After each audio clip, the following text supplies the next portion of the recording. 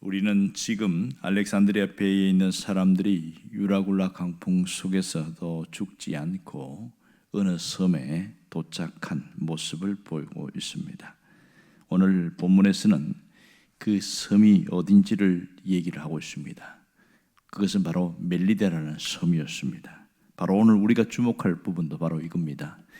이 묻에 오른 바울의 일행들이 가장 먼저 한 일은 자신들이 상륙한 곳이 대체 어딘지, 이곳이 어떤 섬인지를 확인하는 것이었습니다.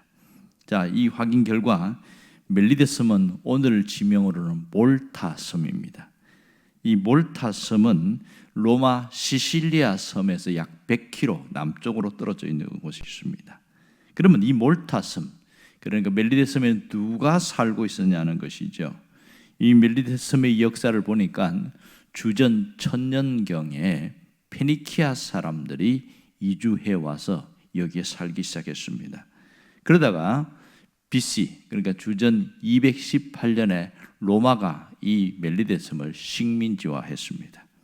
그리고 나서 황제 아우구스투스가 행정관을 보내서 여기에 퇴역 군인들이 이 멜리데 섬에서 살게 했다는 기록이 있습니다. 자, 그러면 우리의 의문점은 여기 있습니다. 누가는 이 사도행전을 기록하는 이 누가는 왜 그들이 구출된 장소가 멜리데 섬이라는 것을 굳이 강조하고 있는가 하는 겁니다. 자, 바울이 도착했을 때에 또 이 멜리데 섬에서의 그의 마음은 어떠했을까? 왜 이 멜리데 섬이 중요한가 하는 점이지요. 그것은 아마도 그들이 이 멜리데 섬이라는 것은 자신의 생명, 자신이 구출받은 것, 즉 구원의 감격 때문에 그럴 겁니다만, 유라굴라 광풍 속에서 모두가 바다에서 수장되는 줄 알았는데 그들이 다시 살아난 큰 감격은 멜리데 섬에 도착했기 때문에 가능한 일이었습니다. 그래서 오늘 여기 보니까 우리가 구조된 후에 안적 이러면서 그 섬은 멜리데라 하더라.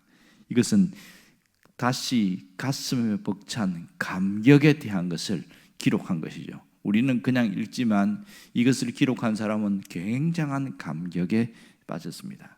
가장 큰 감격을 한 사람은 아마도 바울이었을 가능성이 많습니다. 하나님께서 유라굴라 광풍 속에서 이 바울을 핀셋으로 콕 집어서 이끌어내신 것처럼 멜리데 섬에 도착하게 했기 때문에 그렇습니다. 만일 하나님이 역사하지 않았더라면 이러한 결과는 결코 있을 수 없겠죠. 죽음의 유라굴라 광풍 속에서 이 알렉산드리아 배에 있는 사람들이 보십시오. 14일 동안 굶었어요. 먹지도 마시지도 못하고 계속 단지 굶은 정도가 아니고 해와 별이 보이지 않았다는 겁니다. 그런데 오늘 일이 낮인지 밤인지 도무지 구분이 안 되는 그 시간이 14일이 걸렸습니다. 바다에 있을 때는 그게 14일 걸린지 몰랐겠죠. 이 멜리데 섬에 도착해서 보니까 날짜가 그렇게 갔다는 것을 그들은 알았을 겁니다. 그런데 바울이 거기서 자신 있게 얘기할 수 있었던 것은 하나님께서 너를 로마에 보낼 것이라는 분명한 말씀을 주셨어요. 그래서 자신은 무슨 확신을 했냐면 우리가 한 섬에 걸릴 것이다. 확신적으로 얘기를 했습니다. 어떤 섬에 걸린다든지 혹시 걸릴지도 모르겠다. 그렇게 얘기하지 않았습니다. 정말 이 바울이 말한 대로 이루어진 것을 볼 수 있습니다.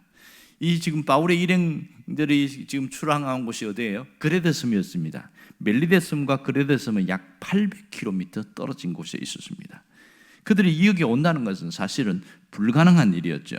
이 작은 길목에 있는 이 멜리데 섬, 바로 로마로 가는 길목에 있습니다.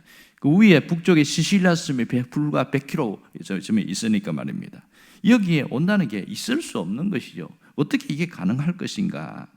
이 사람들이 그렇게 말합니다. 죽음의 유라굴라 광풍 속에 있던 이 사람들이 휘몰아치는 그 광풍 속에서 배가 통제력을 상실했는데 그 배가 우연히 멜리데 섬에 올 수 있는 확률이 몇 %입니까? 물었더니 0%랍니다. 0%랍니다. 있을 수 없다고 말합니다.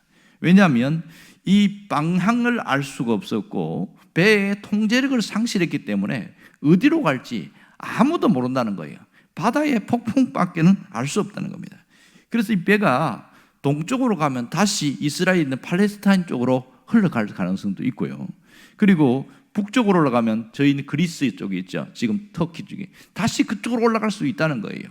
그리고 이 배가 남쪽으로 내려가면 아프리카 쪽, 리비아 쪽으로 갈 가능성도 있다는 거예요.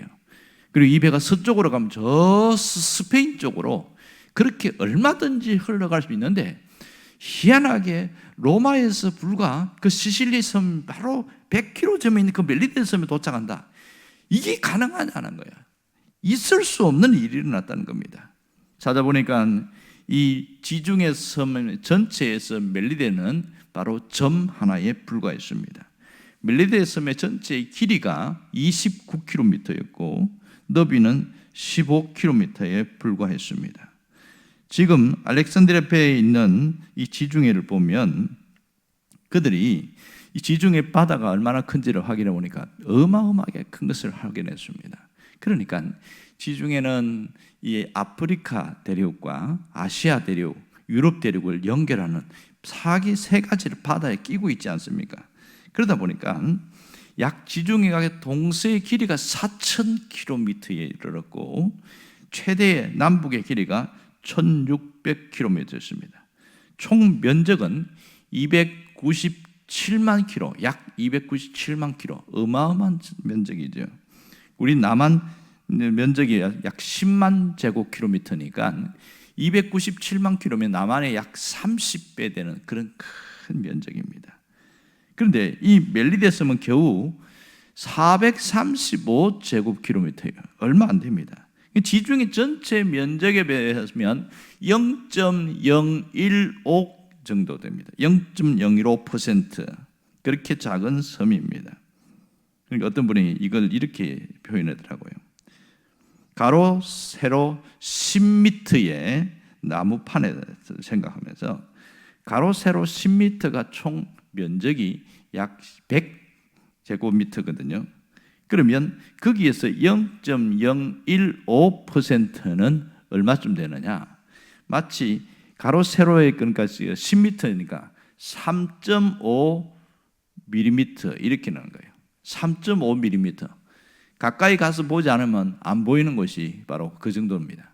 그런데 이걸 양궁 선수가, 눈이 좋은 양궁 선수가 그 3.5mm 관역을 향하여 쏘았을 때 맞출 수 있는 확률이 몇 프로나 불가능하다는 겁니다. 보이지도 않는 그 점을 향해서 그거 정확하게 쏘아서 맞출 수 있는 확률 있을 수 없다, 이렇게 얘기하고 있습니다. 자, 이 알렉산드리아 배가 그레데 섬 미항에서 출항해서 흘러와서 800km 되는 이 멜리데 섬에 도착한다는 것은 정말 하나님이 하지 않으면 불가능한 일이었죠. 이 모든 것은 하나님이 말씀하신 대로입니다. 너를 황제의 법정에 바로 주님의 증인으로 세울 것이다, 이렇게 말씀하신 것이 한치의 오차도 없이 하나님이 그 엄청난 죽음의 광풍을 휘몰아 가는데 어디로 배가 가게 하냐면 멜리데 섬으로 계속 흘러가게 만든 거예요. 그 가는 동안에 그 스르디스라는 모래초도 있지 않았겠습니까? 그것도 다 피하게 하신 것이죠. 이 놀라운 것은 바로 이겁니다. 자, 여기에서 이 멜리데 섬은 페니키아인들이 살고 있었다고 그랬는데요. 이 페니키아인들의 언어인 가나안 그 언어로 보면 멜리데는 뜻은 피난처라는 뜻입니다.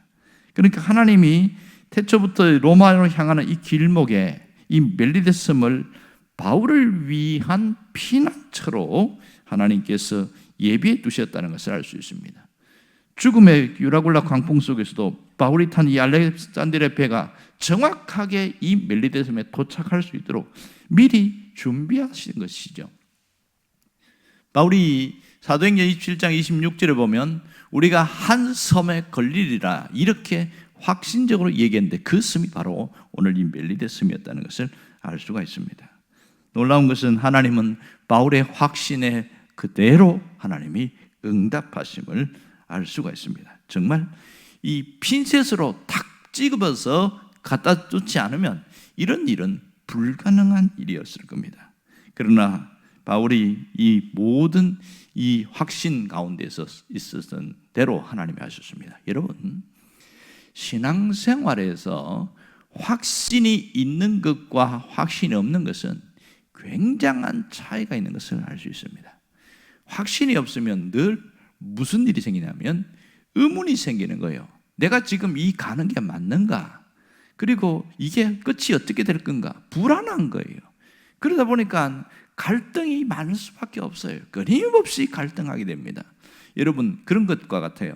어떤 아파트를 내가 계약을 했을 때에 자꾸 주변에서 들리는 소문이 이 아파트가 뭐 이상하게 어떻게 된다더라, 넘어간다더라, 뭐 그리고 건설사가 뭐 무너진다더라, 이런 얘기 들었을 때 얼마나 불안하겠어요.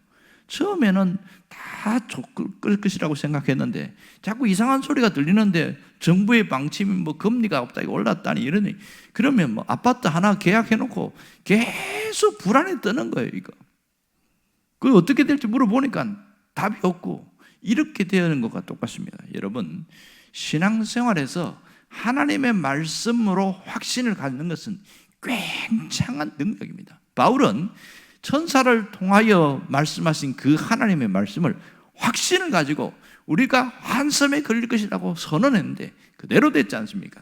그 능력이 그 죽음의 모든 드리워진 그림자를 싹 치워버리게 만들고 사람을 완전히 바꿔놓습니다. 그리고 실상 하나님의 약속은 이루어졌거든요. 그만큼 신앙에 갖고 있는 능력은 바로 여기 있습니다. 정말 하나님의 말씀에 100% 믿고 확신하는 사람은요, 뭐가 없는 줄 아세요? 두려움이 없어지기 시작합니다. 두려움이 없어져요. 분명히 주변 환경은 두려운데 환경이 아니라 하나님의 말씀을 믿었기 때문에 두려워하지 않는 거죠. 이겨낼 수 있는 힘은 바로 여기 있습니다. 정말 주님께서 핀셋으로 찝어낸 것처럼 이 생명의 피난처 되신 주님이 바로 이 멜리데섬에 주님 보내신 것을 우리가 기억해야 됩니다. 오늘 우리도 우리의 인생길에서 수많은 사건과 수많은 사람의 멜리데섬으로 하나님 우리를 포진시켜서 여기를 이끌어 오신 것을 알 수 있습니다. 그 많은 사람들의 멜리데섬들을 우리의 피난처 하나님 삼아 주셨고, 그 숱한 사건들의 멜리데섬을 징검다리로 삼아 주셔서 우리는 이 자리에 있게 되어진 것이죠. 때로는 내가 실수하고 때로는 내가 잘못하고 그래서 많은 어려움을 당하기도 하지만 살아있는 것 자체가 하나님께서 우리를 바로 이 멜리데섬이라는 것을 징검다리로 보내어 주셨다는 걸 알 수 있습니다. 거기에는 어떤 사건도 있었고 거기는 어떤 사람도 있었음을 알 수가 있습니다. 우리를 돌이켜보면 우리 인생길에 주님께서 포진해 두신 사람의 멜리데섬이 있었음을 기억할 수 있습니다. 뿐만 아니라 죽을 뻔한 사건인데도 그 속에서 하나님 핀셋으로 콕 집어서 빼내는 그런 경우도 있었습니다. 사실 우리는 신앙적으로도 보면 생명의 피난처가 되신 주님이 우리를 구원하기 위한 멜리데섬으로 오셨음을 알 수 있습니다.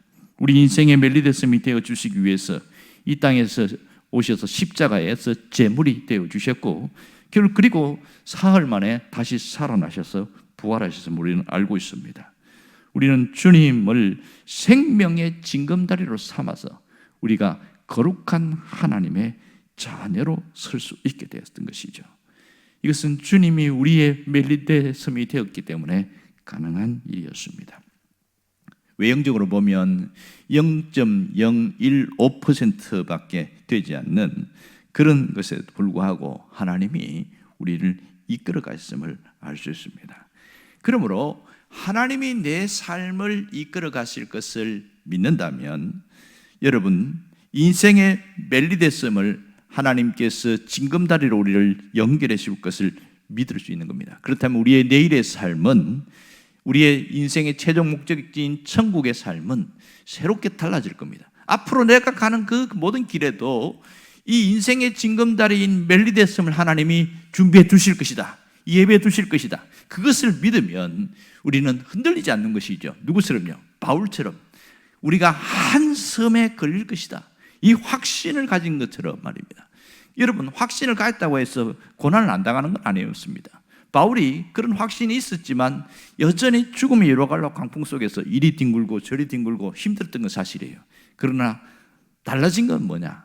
두려움이 없어졌다는 것이 확실히 다른 겁니다. 그리고 다른 사람들에게 위로를 하고 용기를 주고 구원의 신랄 같은 소망을 주었다는, 이것이 다른 것이죠. 정말 그렇게 돼서 삶이 달라졌습니다. 하나님은 우리를 위하여 이 멜리데섬을 예비하고 있다는 것을 잊지 않기를 바랍니다. 어쨌든 우리 삶 속에 하나님이 끊임없이 우리를 이끌어 가신다는 것을 기억하시길 바랍니다.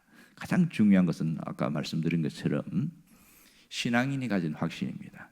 좀 빗나갈 수도 있지만 신앙인들은 처음 신앙생활할 때에 5가지는 확신하고 있어야 된다. 그래서 확신에 대해서 얘기를 하고 있습니다. 가장 먼저가 구원받음에 대한 확신, 구원의 확신입니다.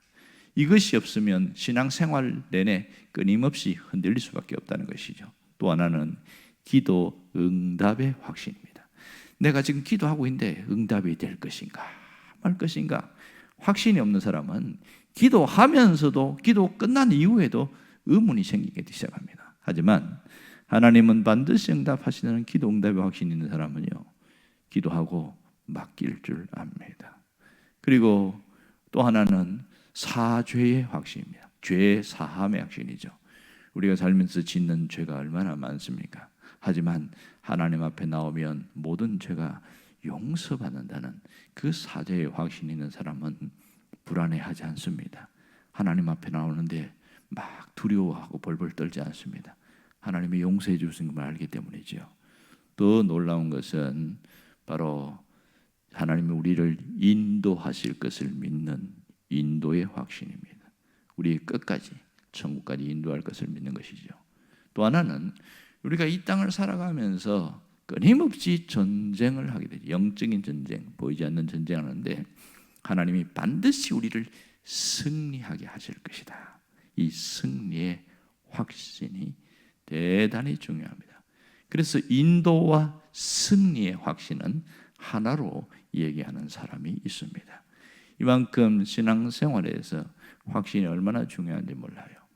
신앙생활 처음 할 때 가르치는 부분이긴 하지만 우리가 신앙생활하는 전체 내내 이 5가지의 확신은 우리 삶을 움직이는 강력한 견인차라고 할 수 있겠지요. 바울이 이렇게 확신해서 그가 이 감격에 살았던 것처럼 우리도 신앙적 확신 가운데 있을 때에 하나님께서 예비한 멜리데섬을 우리는 거기에서 생명의 징검다리로 또 다음 곳을 향하여 갈 수 있음을 알게 되는 것이죠. 여러분, 하나님은 살아계십니다. 그 살아계신 하나님이 우리를 이끌어가고 있습니다. 어디로? 우리를 인생의 멜리데섬으로 이끌어가고 있음을 잊지 않기를 원합니다. 그 하나님과 함께 오늘도 승리의 확신 가운데 사시길 주의 이름으로 축원합니다. 기도하겠습니다.